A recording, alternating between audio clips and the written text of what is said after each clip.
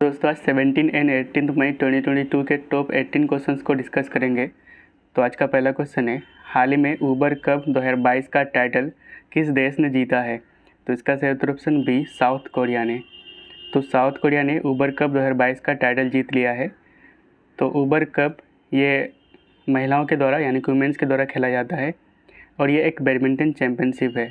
इस साल 2022 में इसका 29वां एडिशन था और इसको होस्ट करा था थाईलैंड।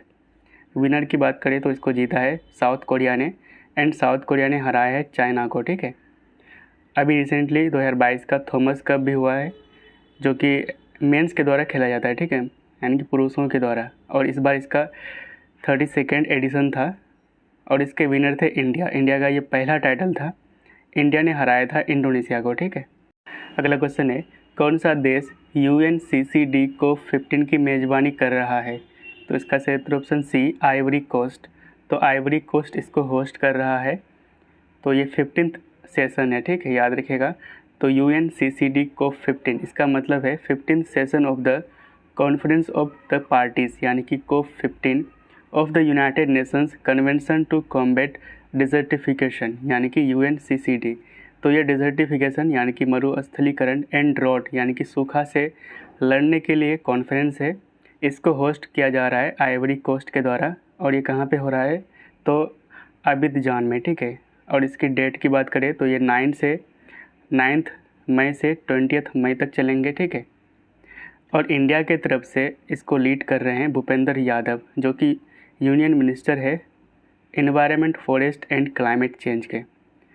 इससे पहले की बात करें तो COP14 यानी कि UNCCD COP14 इसको होस्ट करा था इंडिया ने 2019 में। ठीक है, अगला क्वेश्चन है, एलिजाबेथ बोर्न किस देश के प्रधानमंत्री बने हैं यानी कि प्राइम मिनिस्टर बने हैं? तो इसका सही उत्तर ऑप्शन बी, फ्रांस के। ठीक है, तो फ्रांस के जो प्रेसिडेंट है मैक्रोन, उन्होंने इसको अपॉइंट करा है और ये 30 साल में पहली बार फीमेल प्राइम मिनिस्टर बनी है फ्रांस के। ठीक है, तो फ्रांस आपको मैप में यहाँ पे मिल जाएगा। इसकी कैपिटल है पेरिस एंड प्रेसिडेंट है एमेनुएल मैक्रोन।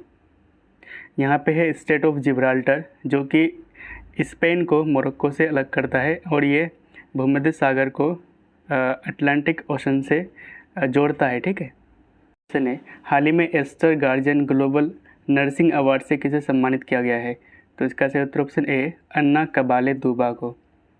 तो अन्ना कबाले दूबा ये पहला Aster guardian global nursing Award जीत गया है और ये केनिया से बिलोंग करती है। ठीक है, इस तरह ये दुनिया का बेस्ट नर्स बन चुकी है और इस अवार्ड में कैश प्राइज़ दिया जाता है $2,50,000 का। ठीक है, इस अवार्ड को लॉन्च किया गया था एस्टर DM हेल्थ केयर के द्वारा दुबई में। अगला क्वेश्चन है, हाल ही में इसरो ने किस मिशन के लिए human rated solid rocket booster HS-200 का सक्सेसफुली परीक्षण किया है? तो इसका सही उत्तर ऑप्शन बी, गगनयान मिशन के लिए।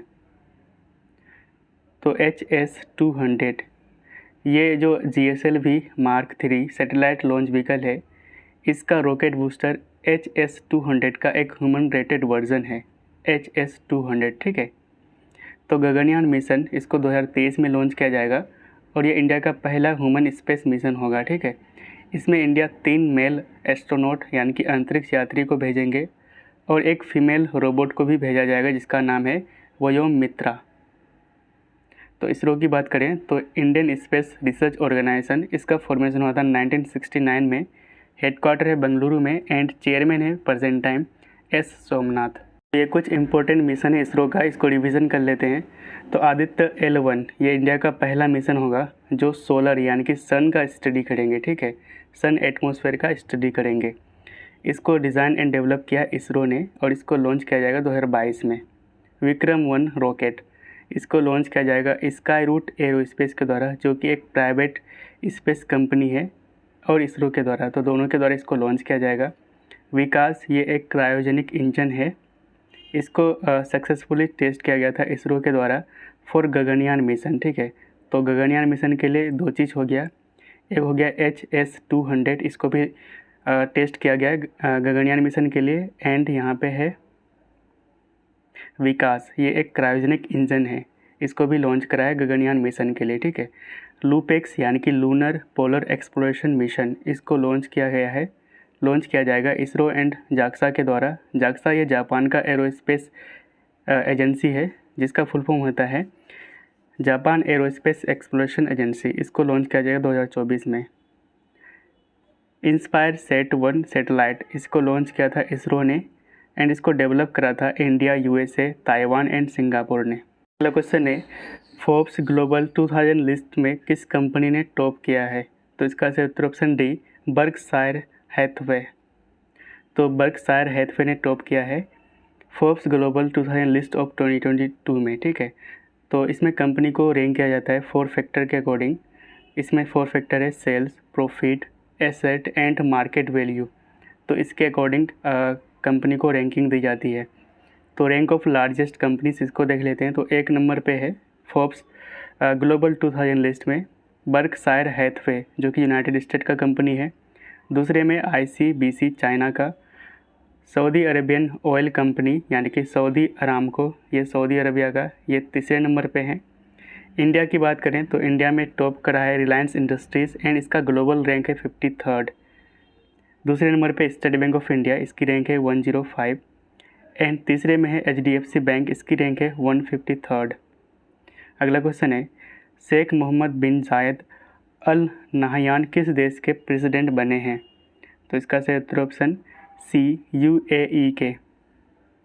तो यहाँ आपको मैप मिल जाएगा UAE, इसकी कैपिटल है अबू धाबी। ठीक है, यहाँ पे स्टेट ऑफ हॉर्मुज जो कि पर्शियन गल्फ़ को गल्फ़ ऑफ ओमान से कनेक्ट करता है। ओके,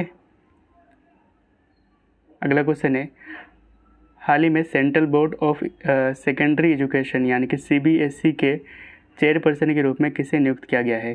तो इसका सही उत्तर ऑप्शन बी निधि छिब्बर को।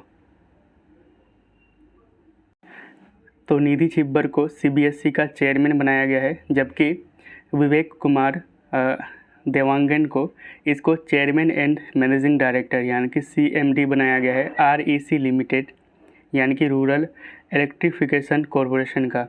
और ये REC लिमिटेड ये मिनिस्ट्री ऑफ पावर के अंदर आते हैं। अगला क्वेश्चन है कौन से 2 क्रिकेट खिलाड़ियों को RBC के हॉल ऑफ फेम में शामिल किया गया है और ये पहले 2 खिलाड़ी बने हैं? तो इसका सही उत्तर option A Chris Gayle and AB de Villiers. तो ये RCB यानी कि रॉयल चैलेंजर्स बेंगलोर की तरफ खेलते हैं और ये RCB के हॉल ऑफ फेम में जगह बनाने वाला पहला खिलाड़ी बन चुका है Chris Gayle and AB de Villiers.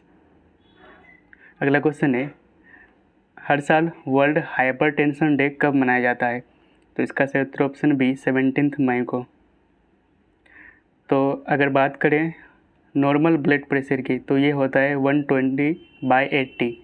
तो ऊपर को कहते हैं सिस्टोलिक जो 120 है एंड नीचे वाले को डायस्टोलिक। ठीक है, हाइपरटेंशन कब होता है? जब BP का बढ़ना यानी कि हाई ब्लड प्रेशर। ठीक है, तो इसमें ब्लड प्रेशर होता है सिस्टोलिक 140 जबकि डायस्टोलिक 90 होता है। ठीक है, हाइपरटेंशन कब होता है? जब ब्लड प्रेशर का घटना यानी कि लो ब्लड प्रेशर, इसमें 90/60 होता है। ठीक है, तो नॉर्मल याद रखेगा ये 120/80 होता है। ठीक है, अगला क्वेश्चन है national platform for data and analytics किसके द्वारा लॉन्च किया जाएगा? तो इसका सही उत्तर ऑप्शन सी नीति आयोग के द्वारा। तो नीति आयोग इसको लॉन्च करेंगे, एक web based platform for national data and analytics platform यानी कि NDAP and this platform will help user to access central government data for more easily in one place. तो इस प्लेटफॉर्म के ज़रिए जो भी यूज़र है वो सेंट्रल गवर्नमेंट का डाटा एक ही जगह पर एक्सेस कर पाएंगे। तो नीति आयोग यानी कि national institution for transforming India, ये नीति का फुल फॉर्म होता है और इसका फॉर्मेशन हुआ था 1 जनवरी 2015 को, हेडक्वार्टर न्यू दिल्ली में एंड इसके नए वाइस चेयरमैन बना है सुमन बेरी, चेयरमैन है नरेंद्र मोदी, CEO है अमिताभ कांत और ये आते अंडर मिनिस्ट्री ऑफ प्लानिंग के। क्वेश्चन है हर साल इंटरनेशनल डे ऑफ लाइट यानी कि अंतर्राष्ट्रीय प्रकाश दिवस कब मनाया जाता है? तो इसका सही उत्तर ऑप्शन ए 16 मई को। तो 16 मई को क्यों मनाते हैं? क्योंकि 16 मई 1960 को फर्स्ट सक्सेसफुल ऑपरेशन किया गया था लेज़र का, किसके द्वारा? तो थियोडोर मैमन के द्वारा। अगला क्वेश्चन है हाल ही में चर्चा में रहे एंडोसल्फान निम्नलिखित में से क्या है? What is endosulfan which was in news recently? तो इसका सही उत्तर ऑप्शन ए पेस्टिसाइड, यानी कि ये एक कीटनाशक है।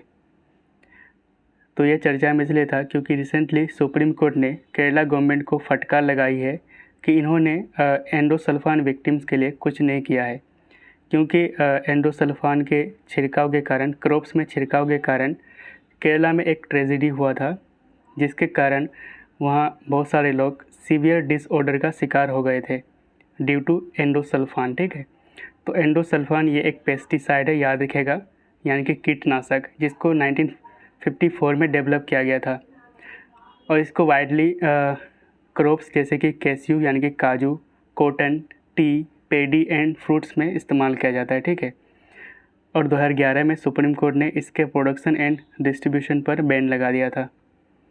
अगला क्वेश्चन है, हाल ही में चर्चा में रहे कन्हेरी गुफाएं यानी कि कन्हेरी केव्स कहाँ पर स्थित है? तो इसका सही उत्तर ऑप्शन बी मुंबई में। ठीक है,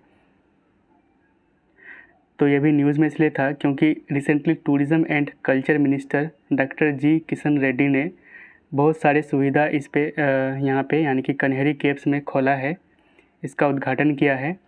तो कन्हेरी केव्स ये ग्रुप ऑफ केव्स है और ये एक रॉक कट मॉन्यूमेंट्स हैं। ठीक है, कहाँ पे स्थित है? तो ये महाराष्ट्र के राजधानी मुंबई में। ठीक है, अगला क्वेश्चन है, भारत ने किस अनाज के निर्यात पर प्रतिबंध लगा दिया है?